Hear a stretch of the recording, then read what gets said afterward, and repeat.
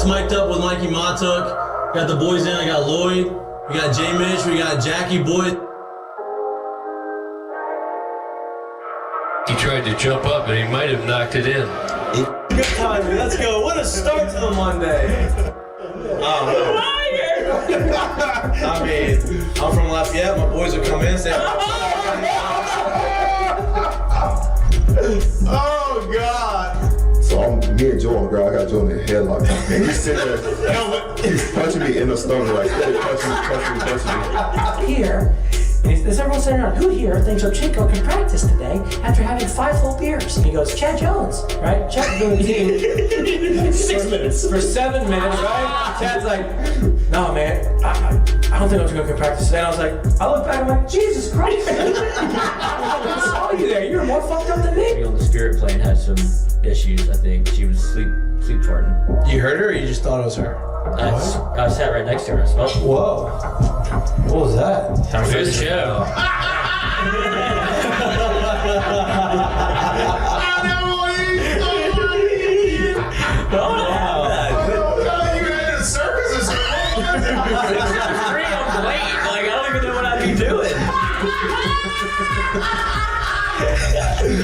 Now, when you do go to spring training, are you going to bring your chinchilla and your turtle? My dad tell you about it. The SEC is, God, they hate fat people. I mean, I get crushed for that. You know what I mean? It's like, come on, man. Hey, just the South, bro. You got a bunch of food down here. Like they should. Players, look at Lloyd. You know what, Lloyd? You're looking for a recruiting coordinator, coach. I'm here. He's like, I'll piss my pants right now. No way. We're wearing gray pants, long gray pants. He goes, I'll piss my pants right now.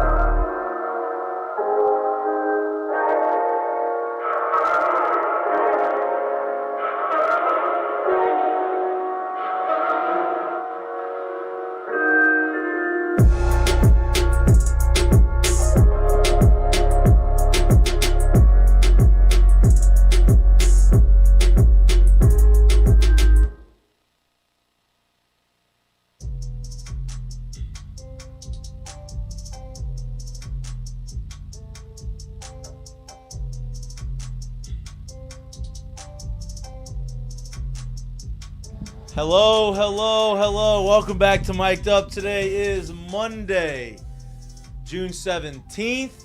Hope everybody had a great weekend. We are back. I apologize for not having a show on Friday, but look, it's getting close to the dead period. They got a lot to talk about, though. Hadn't been not dead period yet.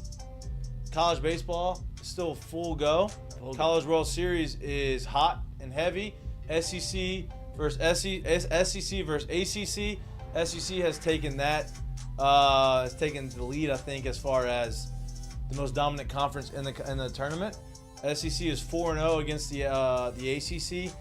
They've a little bit of they've beat themselves up.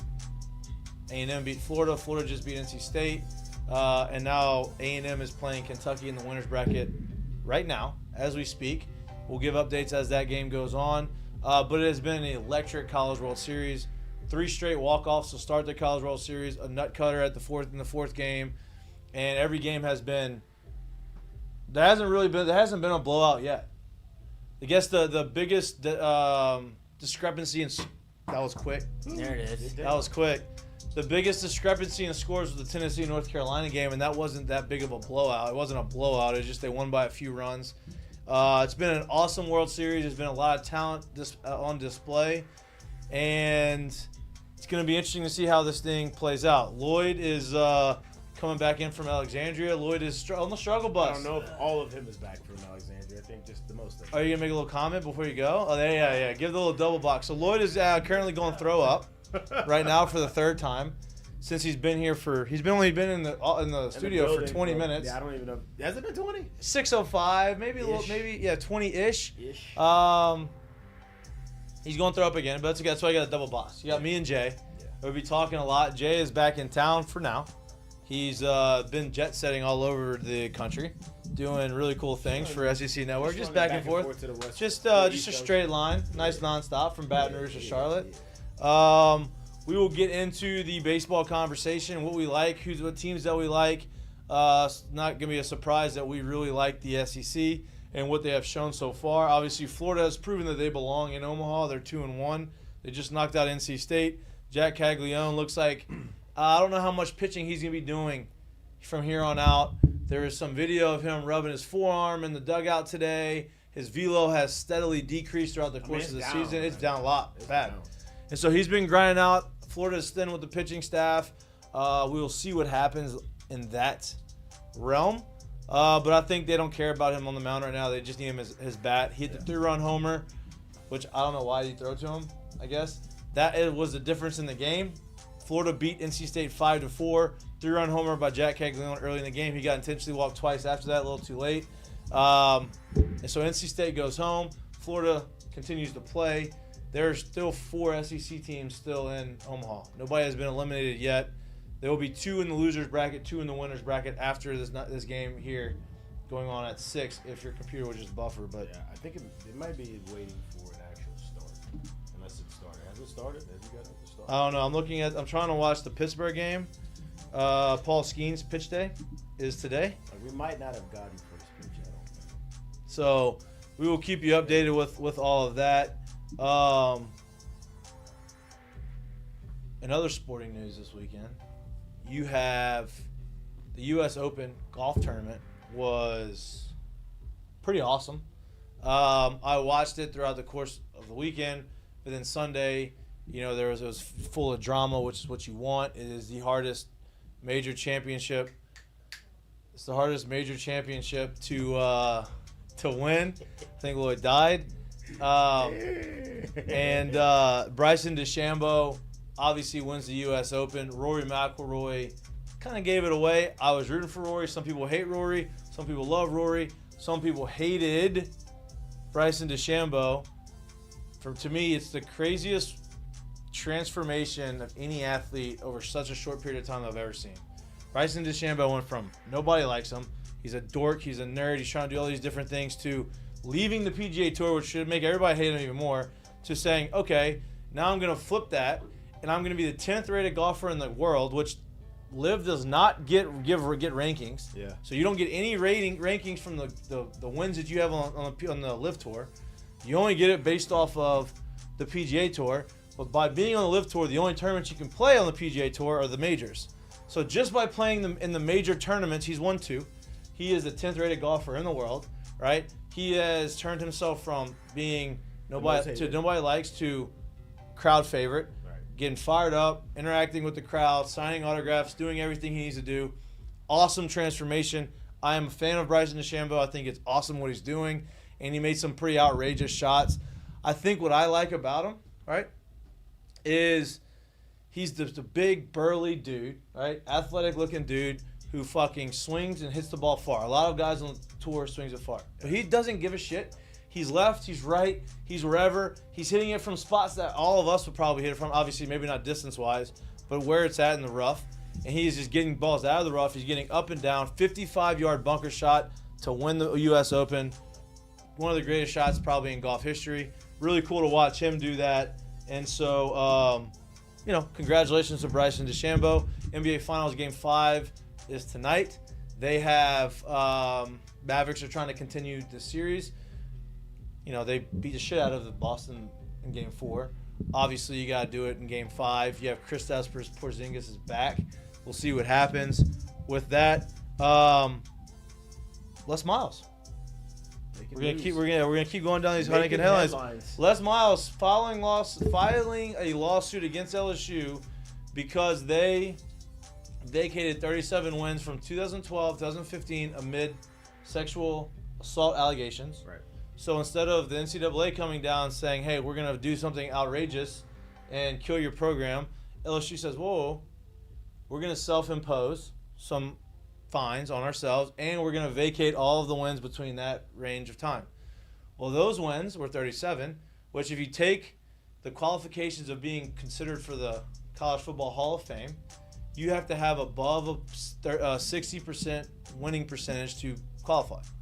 Before those 37 wins were vacated, Les Miles had a 67% or 66 or 67% winning percentage.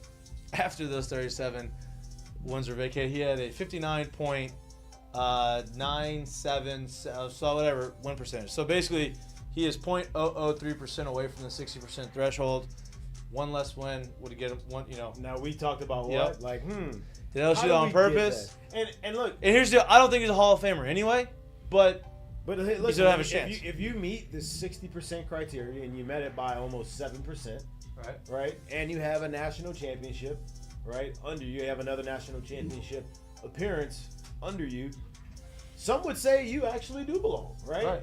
And I think he had a case for it before, but you wonder if LSU said, all right, if we want to save ourselves in this situation and not get the NCAA ban, if we want to be able to do this and these are the allegations, well, there's probably some ramifications he's got to take too. So if we're going to take these games away, how can we get under that threshold that says you can no longer be anointed as such coach?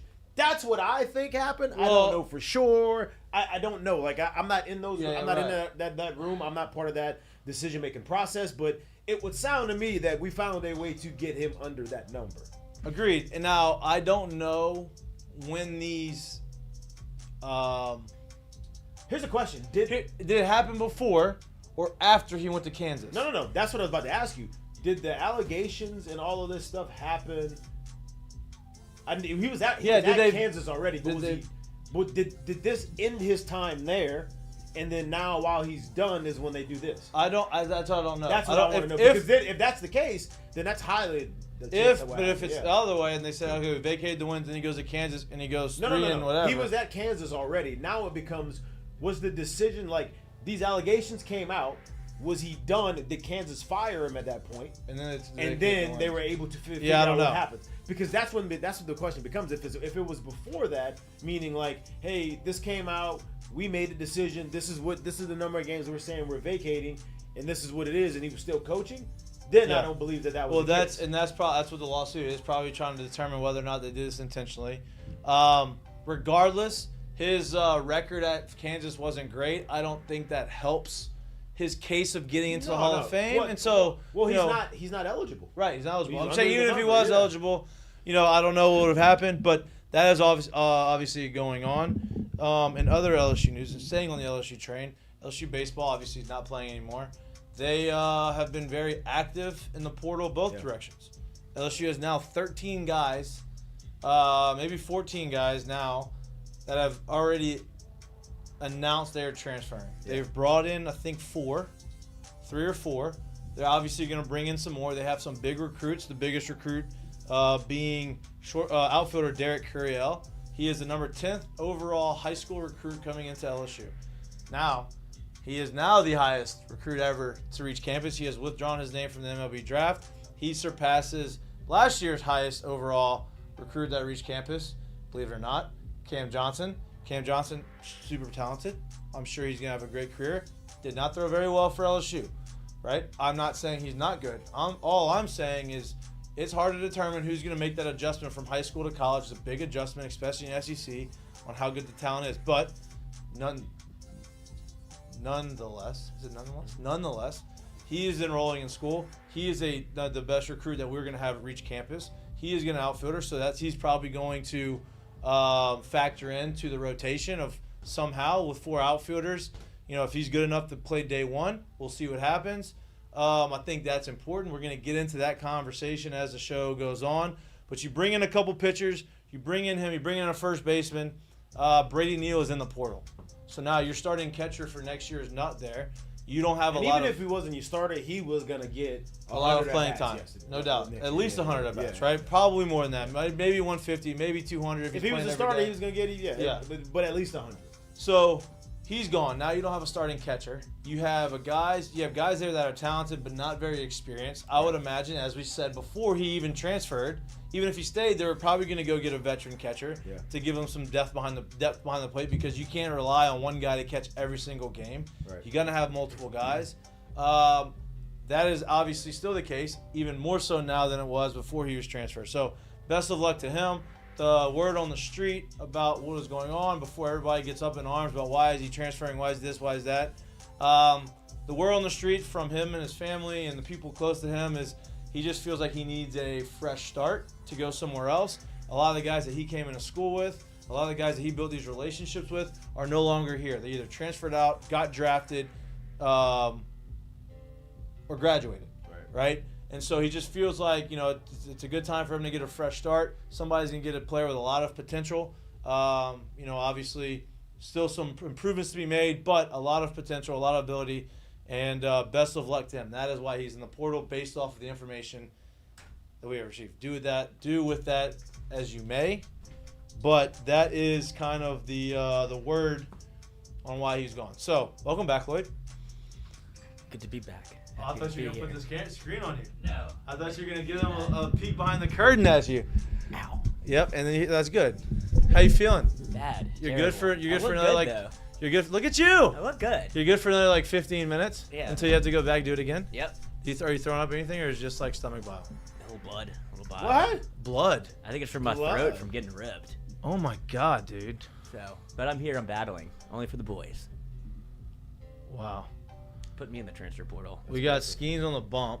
Hey, 2 outs, top of the sterilize that first. station over there on you. Uh-huh. Yeah. I need you to Lloyd comes in here shaking hands, high fives and shit with fuck, and then he goes throw up. I'm like, hey, dude, Like what? you can get everybody sick here. Good luck.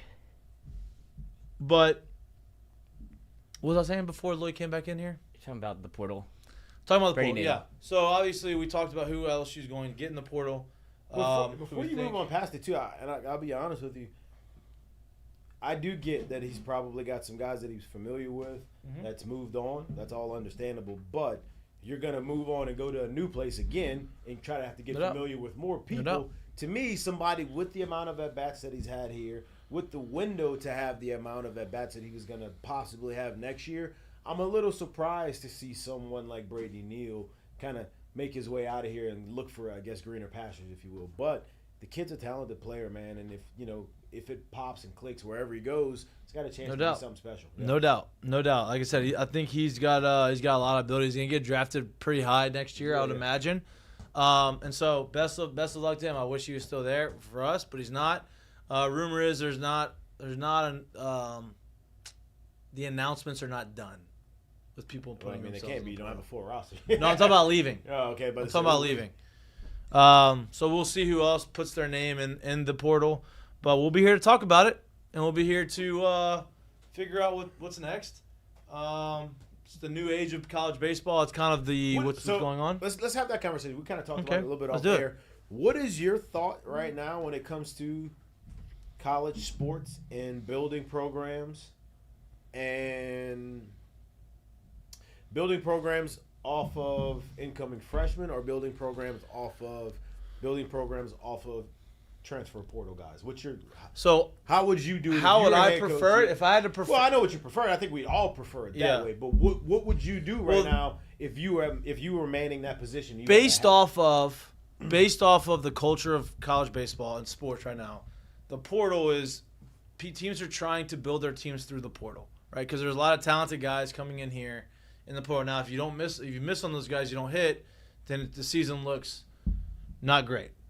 If I was the head coach of college baseball, I would ideally like to have a nice mix of portal guys and freshmen, right? Because if you go back to the most successful teams, if you go back to 2 years ago or last year when LSU won it, they had a bunch of guys on that team that had come to LSU and had developed through LSU and had been there for a few years, and you grow that veteran presence and kind of have that culture already built in, and you supplement that with some freshmen, and you supplement that and you just put the cherry on top with a couple guys coming in. Now, it hasn't worked that way over the last couple of years. I think LSU right now is set up with 3 or 4 freshmen that they had got a significant playing time this year that are going to get significant playing time next year, so they'll be there for 2 years. Hopefully this Curiel guy and some of the other freshmen from this year coming in can maybe get in there and have some opportunities. And that way, the guys you bring in supplement that,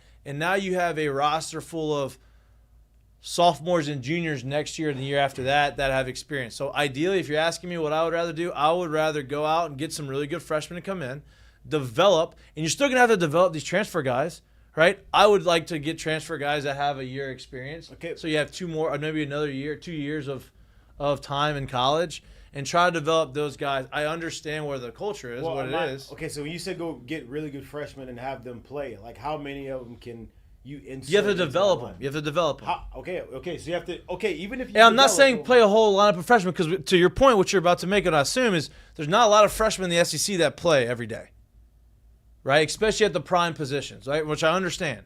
So I'm not saying you go and get a lineup full of 9, 10 guys and you say, oh, they're all freshmen, sophomore. I think you say, okay, we've got 3 freshmen that played this year offensively. You have 1 on the mound. Then you go, okay, maybe we got 1 or 2 that sneak in there the next year. And then you have some guys that have been there for – now the problem is you don't have these guys that don't play as freshmen that stay there for multiple years to develop. That's the issue, right? Like, hey, if you weren't good enough your freshman year, maybe because you weren't ready, like the Derek Mitchell kid. Right. I've never seen the guy play. I don't know how good he is or not how good he is, but hey, I didn't play as a freshman. I got redshirted. Let me develop. Let me try to work my way. Maybe he didn't see an avenue, but I guess what I would say is not a team full of freshmen. But you have to go out there and develop these guys. Even the guys you bring in, you got to develop, right? Like, you got to be able to develop transfers. But you need to start building a culture of guys being in the school for more than just 1 year. Lloyd, you want to touch on it? Are you good? I don't know if you can. Lloyd's dying. If not, okay. So and here's why. Like, I agree with you, and then I also have a problem with it because I think that's what this culture is. This school, whether we want to admit it or not, it is a win right damn now school. No doubt.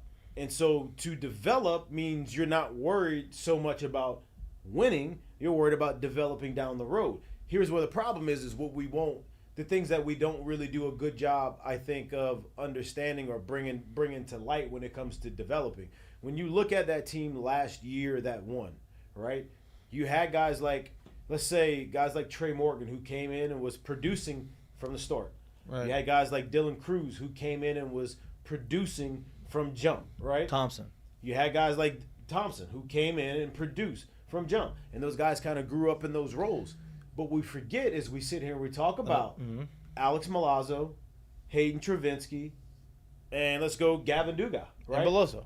Kate Beloso. And I didn't pull him up. So I'm only saying this because this is my thought on that is it sounds like, oh, damn, yeah, we had the homegrown guys and we grew them. But did we? And the reason I say that is because last year was, 2023. Do you know what class Hayden Travinsky came here in? 19. 18. Do you know what class Gavin Dugas came here in? 19. 18. Do you know what class Alex Milazzo came in here? 18. 19. And the reason why I say that is because Gavin Dugas in 18, he was the number 1 shortstop in the state. He was a number 6 overall, but he was still here in 23. Will we say that developed him? Because if he was 18, 19, 20, COVID year, 21, 22, and he was still here, he was still here. Mm-hmm. Didn't take him 3 years. He'd be gone. In a lot of programs, if he came in from the start and played. So then we go to the same thing. We go to Travinsky. Now, he did have put up numbers, though. I'm not saying he never did. My point is he was still here at that point. So, we can't sit here and say can I push back for a second? Go ahead. So, I don't think necessarily – I think we need to reclassify what develop, in a sense, means, right? Develop should mean, hey, this guy's coming here and he's getting better and he's getting better. Yeah, he may have it down here, but he's getting better as a player. Whether that means he's a high draft guy or not. The reason why I'm giving you what they came in as is because usually when these guys come in as this, you don't expect to have them for +years. Right.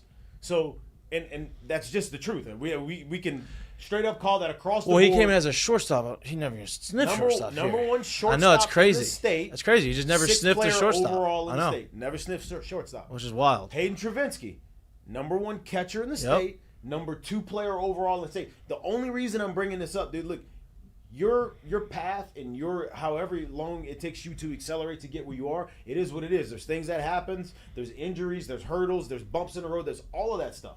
All I'm saying is when they usually come in with that kind of rating, no doubt, it's not a very good shot that you'll have them after 3 years in the program. No doubt. Those 2 guys still here. Take Alex Milazzo coming in, number 2 catcher in the state, number 7 overall. Not a very good shot that you'll have him more than 3 years. But we did. Right. So when you mix in the 3 that we said before and you mix in those, that's how that class looks like. Oh, we had all these homegrown guys, which we did. But it's not like they were here 1, 2, and 3 years and then that's when they started doing their thing. it took some of these guys that were key cogs in that lineup to be here 4 and 5 years. But that's my point, right? Because those guys don't stay here anymore. They transfer out. We can sit here and say that, but maybe they go somewhere else and they get something done somewhere else. Everything moves, but it's like we're saying the same things. All I'm saying is it's hard to get kids these days with this kind of ranking, with this kind of upside coming in, to sit here and say, I'm staying forever. So if none of these kids are doing that, how can we sit here and say, well, we got to build through bringing in freshmen? How are you going to keep them? They're all leaving everywhere. Look across the landscape. No doubt. And that's my point, is like those guys don't stay. So those guys that come in here don't play as a freshman, they don't stay anymore, right? And rankings are one thing, right? Like, but you've also got to go and develop outside of Austin Nola, my freshman year, who was highly ranked in the class, and Hanover, who's like, I wasn't highly ranked in a recruiting class. Like, I wasn't one of those guys. There's other guys that have come through this. Mason Katz wasn't one of those guys, right? And so, like, you've got to be able to. Rafe Rhymes wasn't one of those guys. You have to go and be able. You have to be able to go get some of these guys, because those recruits, if you go look at some of those numbers, those guys sometimes don't even end up on campus, right? And so my whole thing is you got to have to somehow supplement the transfers with guys who you're bringing in that are going to be able to develop and be there. You have to be a guy like, Pearson was. I mean, maybe he was highly ranked in Louisiana, but like wasn't really a draft guy. Came in here, talented college guy, going to progress. And he's going to get maybe an opportunity depending on what he does this year. Yeah. So I agree with you. It's hard. I just think I'm not saying it's easy. It's just that's what I would prefer. When you're getting paid, no, I 100% would prefer it. I just think if I sign that contract and I'm sitting in that desk every day and I'm the one filling out the roster, is that how you're going to approach it? Because that is so much harder, so much more to manage, and so much more going on than to be able to. I have a purple and gold hat with LSU on it. Right. There's not a door in a house that I can't get into. Right. Now I just got to go sell these kids. Right. Well, you're still going to have kids that either excel way too quickly. You're still going to have kids that go at the regular rate, and you're still going to have kids that take a little bit longer. But chances are, not all those kids want to stay, and I think that's what becomes the huge problem at this point, because it's hard to get these kids to stay here when they can't see the greener grass on the other side right in front of them. No doubt. And that's what I'm saying too. Like, if you ask how would I build it, that's how I would build it. Now, transfers, you have to bring them in. Like, the guys you brought in, you have to bring in. You only have technically 5 scholarship players right now that you know for sure coming back, right? You have all those guys in the draft combine. Some of those guys I would imagine come back. Most of those guys are probably going to get drafted. So you don't really know who you're going to have back. But right now you got to fill out a roster. So you can't fill out a roster full of freshmen because the likelihood of you winning and them they got to develop, right? You saw what happened with Milam this year. Milam played really well, hit the SEC, going through a slump, had to get out of it. Larson started off really hot, went through that back into the season in a little bit of a slump because the SEC is hard. So you don't want a roster full of freshmen, but you also want these guys that are going to contribute, they're going to grow, they're going to be there. Now look, if they sit there for a year and they come in there and they don't play and they get opportunities and they aren't good enough to play and they sit on the bench, that's a different thing. But you go out, you fill out your roster with transfers. You've got to somehow create a culture within the locker room. Yeah. And it's hard to create a culture whenever people are moving in and out. That's why, right, pro ball was always a little different than college because there's so many guys coming in and out. It was a whole different mindset. And you're getting a little bit of that right now in college baseball because you don't have the, hey, I'm going to stick it out, I'm going to do this whole thing, culture, program stuff, and that's just the culture of baseball. I'm not knocking it. I'm just saying that's where it's at. I would say, and this is only popping to my mind like as we're having this conversation, when I think about this right now, I think that there's, even for people who claim that they're, or who say that they're into program building, who want to be program builders, and that's how they've built coaching careers, and that's what they've always done. What I think is happening now in the college game that never really happened before is, as a program builder, as a developer, your skills and your ability to develop is getting challenged because you're being asked to do it at a quicker rate now than you ever have been before, right? You've been able to tell a kid, come in, you'll play, you'll battle, and realistically, they don't have really anywhere to go. Like you don't have everyone knocking at your door after the season. You don't have the open lines of communication everywhere. Nowadays, it's completely different. So you, as a developer, as a program builder, all of those guys and everybody, you're getting challenged to develop, but you're getting challenged to develop at a much faster rate than you ever were asked to do it before. Right. And I think that is where it's been like, all right, this game has completely changed because I feel like this kid may need 500 at-bats. This kid in his mind thinks he needs 200 at-bats. Right. And if he isn't where he is, where he needs to be in 200, he wants to go elsewhere. Or if he didn't get what he wanted in the 200 at-bats, he doesn't think that I can help him. I thought from the jump he needed 5. He may have needed 6. And that's the hard part. Coaches and teams, like, you have to have the reputation of a Nick Saban or a Kirby Smart right now, where, hey, these guys are coming to the best school, and maybe they're not going to get paid the most money or whatever in NIL, but they are going to have the best opportunity to make it to the next level. And that's very hard to do because you don't have the length of time to go and develop a guy. They have to go and play right away. So that's the hard part about building the program nowadays is you don't have these guys that are patient enough. And you can say, oh, well, why don't you just tell them this is what you need? Listen, they don't want to hear that. No, the players don't want to hear that. Let's tell the truth. Nobody had patience back then. You just didn't have the options that you have now. Right. Those kids have options these days, and they go and explore them. You were forced to have patience, whether you had it or you just wanted to be pissed off about it back then. And it made you grow as a human because that's the way the system was set up. Right now, if it ain't all peaches and cream, there is so many people that are looking and will hop in and bounce. No doubt. And look, it's not always greener on the other side. Yeah. Right? Sometimes it is. Sometimes guys need to move, and it's a good decision. DeGiacomo, good decision for him. New start, new team, different place. Let's do it. Well, he was coming on his last year too, and he wasn't going to play that. Right, and had a good career there. Yeah. Right. Wasn't like he hated LSU. Had a good career at Duke. And so it's just it's a complicated thing. I'm glad I don't have to recruit in it. The crazy part is like you just never know what could happen. Like somebody like Cade could have sat there after the injury, coming into the next year, and they could have look. I don't know how much of an opportunity we have, and if I could remember correctly, I could be wrong. I could completely be misspeaking right now, but I think that's where he was heading into that fall, and he balled out the entire fall to where he said, "I can't not have you in the lineup at this point." And then he goes out and has a year that he does. Yeah. And it was the best year. It was exactly kind of what you expected you were going to get out of Cade for the duration of his career here, and he did it in his last year. But my point is a lot of other times you see those people get to that spot now, and they bounce, and they go somewhere else, and maybe they go have a great year, but it doesn't turn into what was pretty about last year, which is a national champion. Yeah. No. It is what it is. No doubt. It's an imperfect system. It is. It Like really there's you can have opinions. You can have like this is what I would rather do. It's just hard to do that, right? It's hard to get all the freshmen. It's hard to develop the freshmen because you got to win. And historically, lineups full of freshmen don't happen in the SEC. If you get LSU had the most freshmen starting in their starting lineup this year than any other team in the SEC. So it's hard to do it. LSU fortunately had 3 of them that could do it. Right. Hopefully next year they have a couple more that they can plug in there, and then you bring in a roster full of other guys. Hopefully some sophomore transfers or freshman transfers that have 2 more years of eligibility, and then you start building a program that way, and you start picking pieces and you're developing the young guys. Now that's the hardest part, but it's one of those things that it's something that you're going to have to do, and it's going to be interesting to see what happens. Now, with that being said, all these guys going, you have lost 14 guys. You've lost, I think, 7 or 8 pitchers.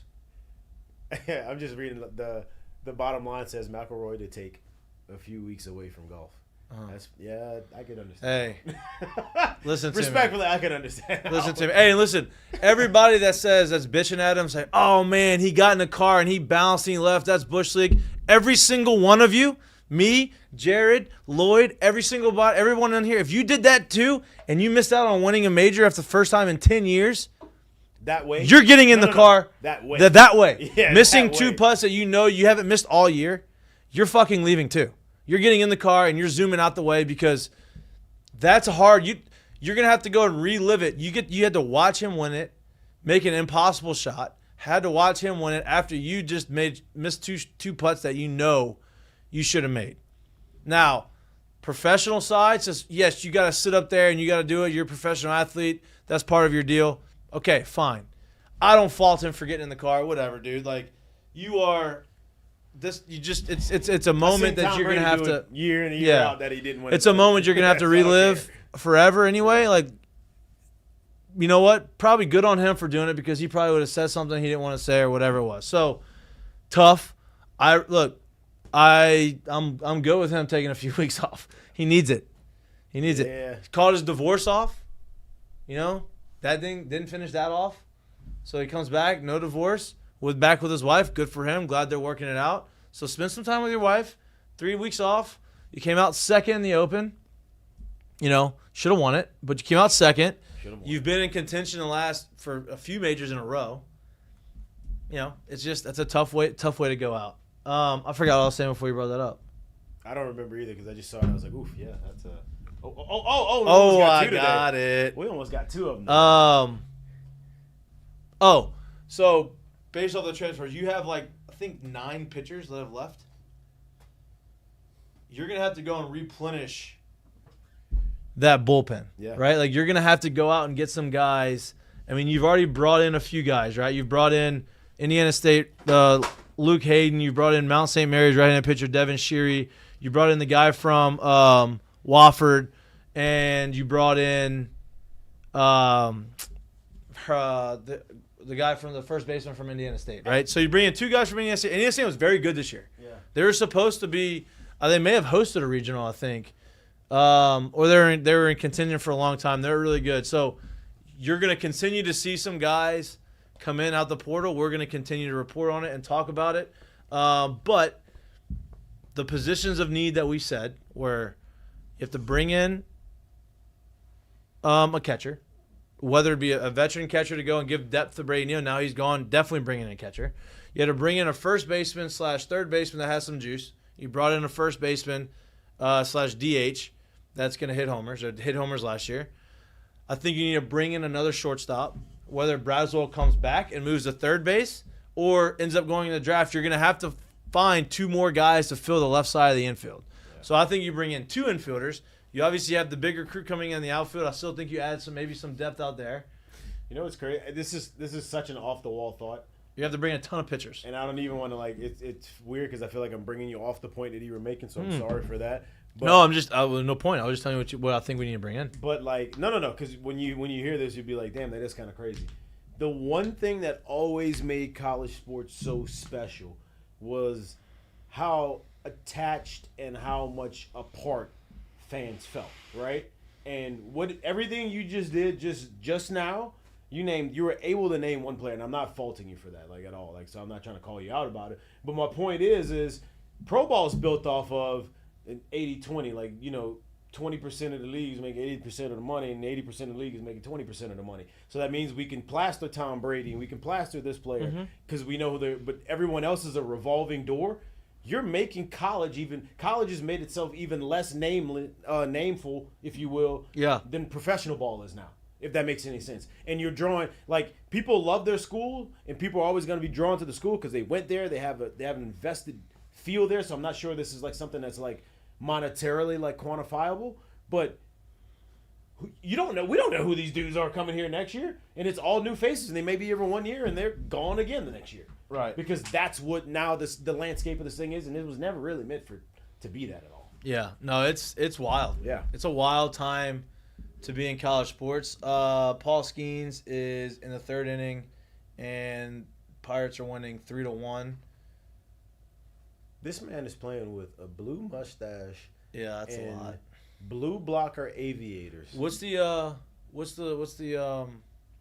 update on the game? It's 0-0. Runners on Paul Skeens strikeout, 95-mile-an-hour splinker. Bottom 2, runners on first and third, 0-0 ball game. 0-2 count. 2 outs, 1 out. Runners on first and third. Yeah.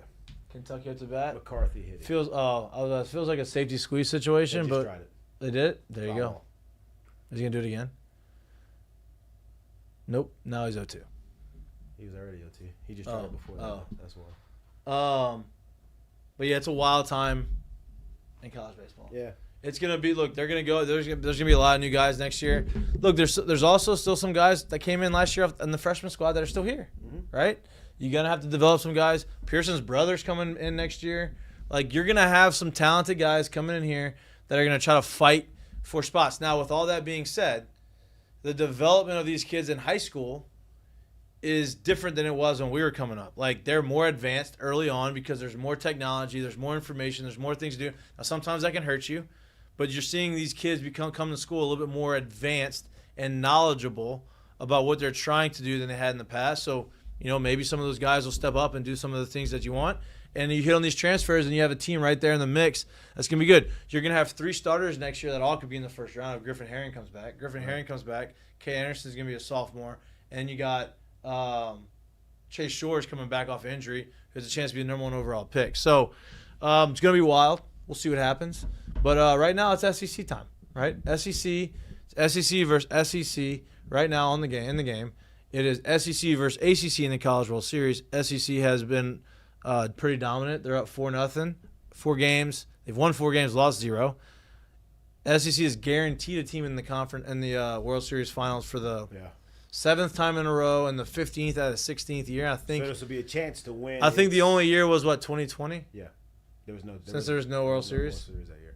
I think this will be a chance to This will be a chance to have 5 straight or 4 straight. Well, 4 straight. It would be 4 straight. It can't be 5 straight because there was nothing. Well, take that year out. Take that year out. In 19, was there one? Was there an SEC team? So 21, 22, 23, obviously. Yeah. I want to say 19. I want to say 18 was the last year the SEC didn't win it. Because that was the Oregon State year. Yep. Or was Oregon State 19? They were one of the 2 years. That's why I don't remember if it was. But then Florida was 17. Straight. Yeah. That's why I don't remember if it was 4 straight or a chance to have 5 straight. Yeah. I don't know. But what's your take on the World Series? I thought it's been electric. No, dude, it's been unbelievable. It's been a great World Series so far. And there's been some top-flight ball play, too. The crazy part about it is, man, like, I think people are kind of talking about it, but I think a lot of people don't understand. Tennessee's got a legit shot at beating that LSU record that we thought nobody would come close to that number again. Yeah. And Tennessee's got a legit shot at. They're 11 home runs away. So if they played 4 more games, it's possible. Like, it's crazy. Legit possible. That raises some other questions. Here's home runs. Everybody likes home runs. No, here's the thing. And which is crazy. Hey, can you ask your stat guys at ESPN to give this stat? What's that? I'm about to ask you. How many players this year around Division I college baseball have 20-plus home runs? I would love to know because. And what is that percentage compared to years past? I know it has to be. There's no way. This has to be the most players high. ever have 20-plus home runs in 1 year. Because you remember when we were in college, like, it was, if you got to 20, it was like, dang. Yeah. 20 it's still really good. But dudes are getting to 30 and scratching on 40 right now. Right. And dudes are some like, that's crazy to think of. So and here's the thing, which you don't understand until you go through decades. So really, you got to get into your 30s to kind of start understanding it. But you can't tell a kid that's 19 to 24 to 25 that they don't have more pop or ability than what we had. Well, dude, right. No doubt. They don't know any different. This is what the game is to them. No doubt. You can't tell them that the game was ever been any different. They've never seen dead balls. They don't hit with dead balls. They don't know what that's like. And nothing's. And look, you can say the bats were juiced back in the day. I get that. They were. The bats are still juiced. The balls are juiced. Like, it's equaled out. The bats are closer to what we use, whether they're better, whether they're the exact same or not. I can tell you one thing that is not the same. The balls. The balls are way better. Yeah, take the bats. The balls. And I don't think people understand. If you really don't understand it, think of, hey, if I'm using does a golf ball fly far? Does a golf ball fly well? Flies better than a baseball, right? So if I can find a way to make a baseball fly better, doesn't really matter what I'm hitting with it. It's gonna fly better. Right. That's where you're at. Yeah. So I'm interested to see that stat. I don't know how to find that stat or how to do it. But I would imagine this year there's more guys with 20 home runs this year than any year before in college baseball. That would be interesting to find out. But the SEC has shown right now that they are. Listen, Florida was one of the last teams in, 3 seed. They barely made it based off their win percentage. They almost didn't even qualify, and now they're 2-1 in the tournament, or 1-1 in the tournament. And I mean, there's 5 dudes with 30+ homers this year. I know. That's It's crazy wild. to me. So, Coach, I'm gonna just tell you, like right now, looking at the list, it gets down to the end of the leaders list, or at least the end of the first page, and we're still going guys that have 21. I haven't even got to the guys that are just at the 20 mark. yeah. This is 45, almost 50 guys into it with 20+ homers. Crazy. Like, I mean, the percentage of it has to be the most. Who you got tonight, A&M or Kentucky? I got A&M tonight. Yeah, so we got 59 guys in Division I baseball this year with 20 homers. And it's still counting. No, I'm sorry. 68 guys. And it's still counting, too. The 69th guy is Blake Burke. He's still playing. So he could get to 20. He's got What 19. about after him? Cozart, who just got eliminated today. Jacob Cozart for the NC State just got eliminated today. He's at 19 or 18? He's at 19. Okay. The rest of the guys at 19 for the most part. I think there's another Tennessee player in here, but for the most part are done. Yeah. Yeah, 68 players, potentially 69. 68. It's a lot. It's a lot. 68 players across the country with 20 homers. It's a lot. There needs to be something. I'm not saying screaming old man screaming. Look in my day. But no. These players are good. I'm glad they're hitting homers. Homer sells, but that's a lot. Let's see if I can find this. Really Switching gears, have you been paying attention to the WNBA drama? Yeah. And Angel Reese and all the other stuff going on. What is going on, dude? I don't know. I mean, Angel Reese wants to be the villain, then she's mad that is the villain, and does some stuff, and then it's like, I don't know, dude. A lot going on. It is. It's a lot going on. They're selling tickets. They are. Look, it's the most popular WNBA's ever been, but you're also going to be the most scrutinized you've ever been too. When more eyeballs are watching you, the more scrutiny you get, and that comes with the territory, and you just have to deal with it. What are you looking for? I'm trying to see how many homers we're hitting. Lloyd, we're not going to be much longer for you, all right? Y'all doing great. It's a good show. We're gonna make this thing go quick. Why Lloyd, don't you show everybody what you look like now? I think I'd better or worse? Worse. Way worse. Yeah, you look good. You know, the smile's not as big. You're trying to keep the teeth clenched a little bit. Yeah. Did y'all talk about Les? We brought it up. We talked about it early on.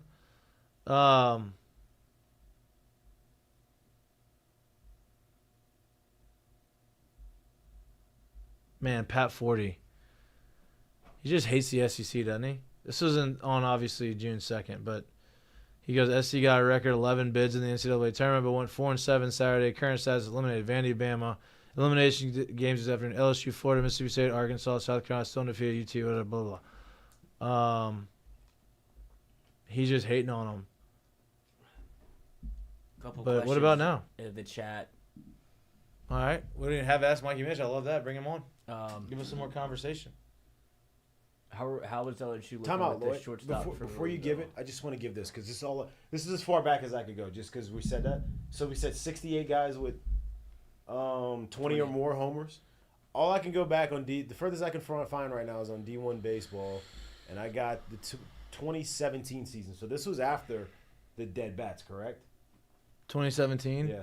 So this is when the bats started becoming better. Let's say about what year is that? Was Dykeman's like 18 or 19 home run year. That year, there was maybe 20 dudes, not even 20 dudes with 20+ homers.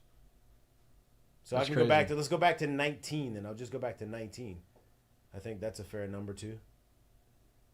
You have 68 this year? 68, yeah. In 19, there was.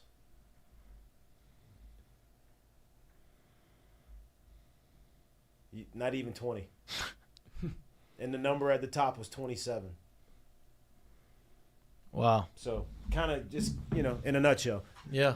what you're looking at right now. We can even go 21, all right? You go after COVID, you start making even better bats. Where is it at? 21, you're looking at. And look, I do believe that players are a little more. Good God, you're looking at barely 10 For the year? Yeah, In 21? yeah, 21 Wow. overall national statistics. Matthew Nelson from Florida State led with 23. Wes Clark from South Carolina was at 23, and Judd Fabian from Florida had 20, and that's about, you're looking at probably 12 players. Wow. Gavin Dugas was in the top 15 with 19 in the country. Wow. So, kind of gives you an idea of where it's at right now. No Look, doubt. And players are look, listen, players being better, Swings they are throw different. harder, they're doing the stuff, they're learning to swing more. But that's the other conversation. That's all fine. Would you agree or disagree? Pitching is better than it has been. Yeah, I do, but there's a caveat for both of those too, and we really didn't talk about this as well because I do think this is another huge part to it. If you got pretty close to what used to be the good bats, right? Quote unquote the good bats, and if you got hotter baseballs, but the one thing, even though pitching's better, pitching ability's better, the one thing that these guys are so not used to, and it shows you too. When you have guys that are like top end and really know what they're doing, because their numbers are still microscopic when it comes to the pitching side of it, right? But it also shows you the big thing that's changed is pitchability and understanding how to command the zone and how to expand the zone. And what I mean by that is the ones that are able to do it, they still put up the microscopic numbers. Right. The ones that can't do it, they go ball one, ball two, ball three, ball two, strike one, and then they got to come in the zone. And guess what? The zone is now done. Yeah, shrunk. Right. You don't have, you have the track, man. It shrinks the zone. You no longer are routinely getting 6 inches off the plate anymore. So now when they're making you throw everything over the plate, you got the hot balls, you got decent bats, balls fly. It's kind of a perfect mix of it all. No doubt. But yeah, it's just you've had guys. Yeah, you don't have as many guys back in the day doing that, but you still have guys doing it. It's just there's a lot. It's a lot of homers being hit. Can 68 guys. Can A&M pull it off without Brady Montgomery? That's why for the longest on the season, I was like, dude, Texas A&M is the deepest, best team that I think I've seen this year. They can beat you anyway. They can beat you in a 1-0 ball game. They got one of them wins, and oh, by the way, they did it against Hagen Smith this year. They beat him in a 1-0 ball game where it was 0-0 going into the ninth. Or through the ninth. I think they scored in the 10th. And then that same weekend, they 10-run ruled them 14-4 on Sunday. So, like, they were the deepest ball club. You lose Braden Montgomery, and that's where I jumped off the train. I still think they're going to be good. And I'm not saying they can't, but if I'm a betting man, I'm going Tennessee on the other side. Yeah. Jeff Kent's son, though, maybe some magic in that bat. Who knows? Our friend, Nolan, I would love to see him make it to Omaha. Make it to the championship in Omaha. Gonna be an uphill battle. They're undefeated. Obviously, this is a big game. What's the score? Still 0-0? Yeah, still 0-0. Here's my other thing. Tennessee has been one of the best top 5 teams in the country for the last 4 years. Been to Omaha 3 of the last 4 years. They've had some really good teams. Been favored to win. The year that they did make it, they probably had one of their best teams. If Vitello doesn't win it this year, does he start falling into that category of Mike Martin and the category of Van Horn at Arkansas? Like, damn, this guy's really good coach, really good teams, just can't kind of get over the hump. Mike Martin went to Omaha, 20 times? No, yeah, at that point, I'm not sure that the label goes on him, but I think it more so starts going to the university. Like, Tennessee has become infinitely better since Vitello's been there, and they haven't crossed over that threshold yet. But like somebody like Florida State, so Florida State now, I think they've been to the College World Series 24 times appearances. Anybody that's had 20 appearances has 4 or more wins. Right. They don't have a single one. Right. And pretty much all of those were Mike Morton, right? And so, but you take somebody like Tennessee, they haven't done it yet, but it's not like he's got 15, 20 plus. Right. So, like, there's still some time for him to So get more like the going. Arkansas. Yeah, exactly. That's kind of where I think that they're headed. But still, The Florida State stats unbelievable. Dave Van Horn hadn't won one yet at Arkansas. I agree. You know what I mean? Like, he should have won one. 17, right? Right? Was it? No. It was the that Oregon State year, the 18 or 19 year that we. they should have won it, right? Yeah. Didn't catch a fly ball. Obviously, everybody knows what happened after that. So, Foul ball, fly ball. yeah, foul ball, fly ball. Yeah, Foul ball. it wasn't even an air. Wasn't even a technically. play, yeah. Yeah, that's tough. But there's a conversation to be had if they don't win it. I think they're very talented. I think that they are going to win it. I think that they'll be in the finals. I think I would like A&M to do it. I would not be shocked. My finals matchup would be Tennessee versus Kentucky. That's what I think. I know you hate Kentucky. I think it's going to be Tennessee A&M. I really do. I think A&M is a better team than Kentucky. Okay. And I think they're a better team. But my just point for is, some reason, I think Kentucky's a lot better when they have the Trey Poozer kid on the mound. He's not pitching today because he pitched already in this start. I just don't. Yeah. If they get it done, they get it done. Like, it is what it is. I think this team's a better team. Yeah. Still, I think they get it done. Yeah. I'd like to see A&M in there. It'd give me some bigger reason to root for them. Of course. Paul Skeens. Wow. He struck him out on that. Never mind. Struck out old Candelario, my former teammate. That's not a ball, but Candy. It's a strike 3. Pittsburgh's up 4-1. Top of the third. Paul Skeens at 45 pitches. I wonder how they scored. I guess I could find that out. RBI double. That's what it was. Dude, I have been so kind of haven't really paid attention to baseball, obviously professional baseball, near as closely as I had when I was playing. Yeah. Bro, there's so many names on there that I don't know. There's a lot of new names right now. This guy, Steer. Do you know that guy? Spencer Steer? I've heard his name, yeah. First baseman for the Reds. He is he's good. He's hitting 240 on the year. He's got 43 RBIs. Like, he's the starting first baseman. Obviously, Jake Fraley. Martini's still up in the big leagues. Martini in the lineup today. Wow. DHing. You have Fraley, who's hitting 282. Ooh, Fraley having a good year. But a 697 OPS. That doesn't seem right. That seems wrong. What's he hitting 282? He doesn't seem like the type to be hitting 282 and only have a below 700 OPS. I mean, how is that? Think about 282. Singles, it's true. It's possible if you hit singles and you don't walk. It's very possible. Yeah, I guess you're right. It just doesn't seem like it would be him. I mean, you'd have to have an If you're on-base percentage of 300 and... It's very, as I said, if you don't walk and all you do is hit Yeah. singles, it's very possible. It just doesn't. I don't think he's that type of. I mean, hitting 282. You'd think at least a 340 on-base percentage. If you're hitting, but no, dude, Yeah. there's a lot, bro. You'd be surprised. There's some guys in the league that are Arraez, 20 to 30 points only above. I know Arraez is their probably one of those average, guys. yeah. Doesn't walk, but he's hitting. But he hits a ton. But there's guys that Yeah. don't hit for like great average that do the Yeah. same thing. It's crazy. There's some guys that do that. Wow. That's why. That's Skeens struck why him out. I always said when it comes to Major League Baseball and in college, I think is 100 points higher. But when it comes to Major League Baseball, you're looking at a really good player if they're above an 800 OPS. Oh, that's elite. I mean, not elite. That's You're like looking- that's all-star caliber Yeah, play. exactly. And I don't care how you get there. That's a really good player. That's a stat to me that shows you a lot about what they do. 730 plus, Yeah. 740 plus. You're probably an everyday guy. Yeah, but yeah.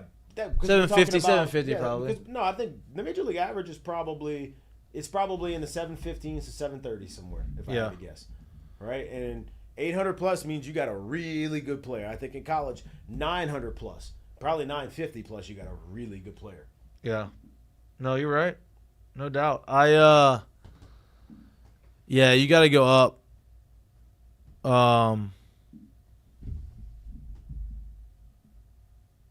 You got to go up in college. Like, college has to be 900. Well, it's just because the on-base opportunity is so much more. Yep, and it's a smaller And that's why I sample said it might even size. be closer to 950. Yeah. This year, probably closer to 950 Yeah. for sure. Right. To be like in the upper echelon of players. Yeah, you gotta swing it, dude. Yeah. That's the thing. You It's gotta smart. swing it. And gotta swing it means you gotta be more than a. And so like when you look at a player, to me, is like, all right, if you're not gonna be that, what's the first thing that you would go look at outside? So if I got a player, let's just say he's hitting, whether it's college, because we're looking at the OPS, right? So we're gonna talk about an OPS that's above 900 or 950, or in the big league baseball that's above 800.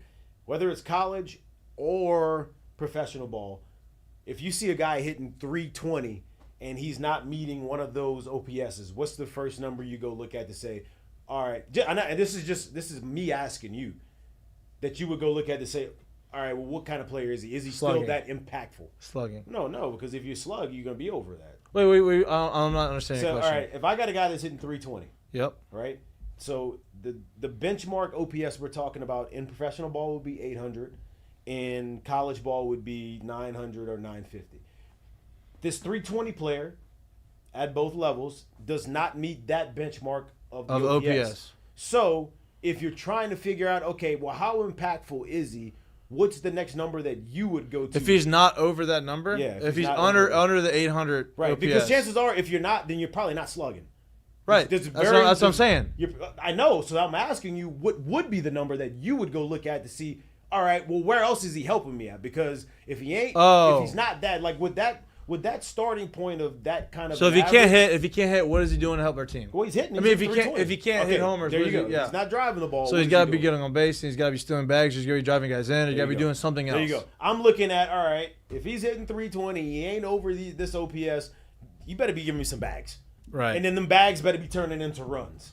Or you're really just not that helpful on the squad.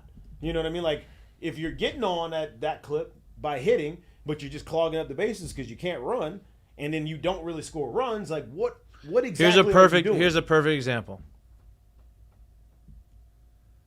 Luis Arias, batting champ 2 years in a row. Yeah. Gets more hits than anybody. 303 at bats, hitting 323 this year. What do you think his on base percentage is? For him, 345. 358. Like, he swings at everything. He swings at a lot. What do you think? What's his OPS? I would say probably over league average, but probably under 800. 744. Right? Now this guy's hitting 323. He's a leading vote getter for the All-Star game, right? He's got 18 strikeouts and 12 walks and 303 at bats. So it doesn't no strikeouts at all. No walks at all. He hits everything, puts everything in play. Only 3 stolen bases, right? So the reason why I say this is because they see something. He's getting hits. He's hitting 323. Yeah. He's playing good defense. Mm-hmm. He's doing something else to – listen, what did I say his on-base percentage was? 358. A 358 on-base percentage is good. Yeah, it's good. Like, above 350 is good. However you get there, you get there. If he's going to hit 330 and that's how he's going to get there, fine. And I would imagine, too, like he's not stealing bags. He doesn't have a great OPS. So I would imagine somebody like that year in and year out, like you're going to have to score a lot of runs. Right, and that's not entirely on you, right? But you damn sure would hope you would be in one of those run-scoring years in your contract year. Well, look, that's what you're going to need. Right. You're going to need that. And last year for Miami, that was the best year of his career. He hit 354.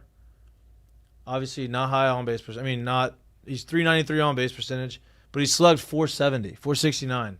He had 30 doubles, 3 triples, 10 homers. That's good, bro. A great year. That's a good year. Yeah. OPS of 862. Yeah. Great year. That's his best year of his career. If you're slugging over 500, that's great in Major League Baseball. Yeah. That's great. Yeah. But to your point, that was the perfect example. And that's why I would think, and that's why we know his name, but that's probably why the national audience does not know his name. Right. People in baseball that are baseball purists that watch baseball are like, yeah, he's really good, but he's not a superstar, right? Because he's not super impactful. Well, it's crazy. Like you look Tony Gwynn, right? They compare him the way his bat to ball skills to Tony Gwynn. If Tony goes in this day and age, people would be like, "Oh, this guy's just." But see, here's the thing when it comes to Tony Gwynn, and honestly, to him too as well. Tony Gwynn becomes Tony Gwynn because Tony Gwynn did that shit for a long time, 9, 10, no doubt, and then it goes into 15 years straight. But my point is that if he was playing today's game his 5th year, they would be saying the same things about him right now. If he was playing in today's age, based off of the culture of the game. And I think you should be kind of getting that too at that point too. Like you're gonna have to be doing this for so long. And, Ichiro. Exactly. And at that point, like a 200 hit season or the 5-hopper through the 6-0/4-hole, it no longer becomes. You know how it is, dude. In the game, when I see a guy do that for a year straight, you're like, oh, he just got every break. now for 6 years straight, if he's been getting every break, it no longer becomes he's getting every break. He's a guy. He's good. He knows what he's doing. Somehow he gets these all the time. Right. So like it takes that kind of a thing for you to. It takes that kind of consistency for you to get that kind of love if it's that kind of player. Yeah. That just is 100%. what it is. 100%. Lloyd, what's your opinion on this? Tony Gwynn, Hall of Famer. Yeah, R.I.P. He's dead? Tony Gwynn's not dead. What's wrong with him? What's wrong with you? You're sick. You're not crazy, though. Good God. What's wrong with For a split second, you made me feel like I was crazy by the way you reacted to that. you? Like, what? No, he's been dead. Oh, my goodness gracious. Oh, well, I see him on social media all the time. No. Tony Gwynn Jr. No, I see him. I know who that is. But there's these clips of Tony Gwynn where he's always coaching. I just figured he was still kicking it. But they're just old clips. Honestly, I'm embarrassed because for a split second, I was like, wait a minute, did I just mess that up? I definitely didn't mess it up. I know I didn't mess it up, but like huh? the way you're the quick response and the emphasis, I was like, okay, Oh, did I mess this up? Which I Okay. knew damn well he's dead. I did not. Well, I mean, geez, 8 dude. batting titles. Most Yes. in the National League history. Yep, 54 years old. Rest in peace, Tony Gwynn. yep. What else? Does Boston get rid of the Mavs? Do they finish it off? I think they do tonight. You know what I think happens a lot? I actually had this conversation with someone this morning. I think what happens to like that game 4 where they're supposed to win and all of a sudden, I say supposed to win. If they go out and sweep, it's over, right? But all of a sudden you get Dallas and they absolutely railroad them like they did. You know what I think happens in the NBA a lot in those games? And it's through the season too sometimes is like it's not necessarily a back-to-back, but the effort you would have to take because you got to get if you get down early by that much, what's the only way you could come back? You got to get stops. Yeah, right. If I'm going to play defense that hard, it's hard for me to play the other side of the ball as well. And what I think happens when a team just goes on a barrage like that in those situations, you just got your brains beat in 3 games in a row. You didn't all of a sudden come back and just blow them out. I think those teams kind of like just, hey, pack it in. Like, I'm out here, but you only going to get so much because I know I got to go do it again in a couple nights, and that one could be the one. I think that ends up happening more than you think. So, back in Boston tonight, I think they get it done. That's just me. Part of me thinks that the Mavs are gonna win this game. They may. They may. Look, the Mavs are good, dude. Like, they didn't get there for no reason. I just think Boston gets it done. Yeah. Yeah. 3 times today. I know, fumbling the ball big time. It's Lloyd's wearing off on me, I think. He didn't even hear it. That's how I know he's struggling. Lloyd, The feet kicked up though right now. you so want me he's to in a better spot. want us to finish the thing off for you? Take it home. All right, we're gonna help Take you it out. home. Peter's got to come back on later on the week. Yeah. I'm sure he'll be okay with that. Take it home. He hadn't responded to you, right? Not yet. Okay, yeah. No, not yet. All right. Well, let's get to the seggies. Mistake of the day is brought to you by our friends at Dozy Place. You're giving a mistake of the day. I'm living the mistake of the day right now. No, what is the mistake of the day? Didn't we talk about one? I think you already talked about it with Rory. That was a mistake leaving? I don't think that was a mistake. Oh, the putts? Yeah. Yeah, I guess that too. Or Les Miles filing a lawsuit. I don't know. Yeah. Or Any of LSU those. messing it up to where he could file a lawsuit, citing a 1977 court case. That's his I citation. just don't know what his deal is. Like, just let's go away. And look, we talked about it. I know I'm not gonna get you in it because your words are limited today. Mm-hmm. And look, maybe he doesn't have an opportunity now to even try to get in the Hall of Fame. I don't think he was gonna get into the Hall of Fame anyway, but. That's tough. Okay, curtain call brought to you by our friends at Assured Partners. What we got? Lloyd? No, me? Yeah, I'm making you give one. This is the only participation I'm asking for the show. You don't have one? You want me to go last? Yep, go last. I'll go last. You go Okay. My curtain call is to Bryson DeChambeau.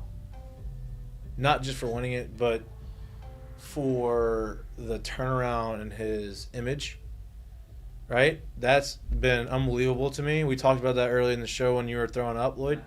The fact that he turned himself from, hey, I hate you, to I love you, and it seems like it's very genuine, to hey, I'm going to be in a big moment, in a big situation, and a shot that's my least favorite shot in golf that he has verbally talked about multiple times over the course of his career on his YouTube channel, has it on his Live Golf profile. What's your most feared shot? 60-yard bunker shot.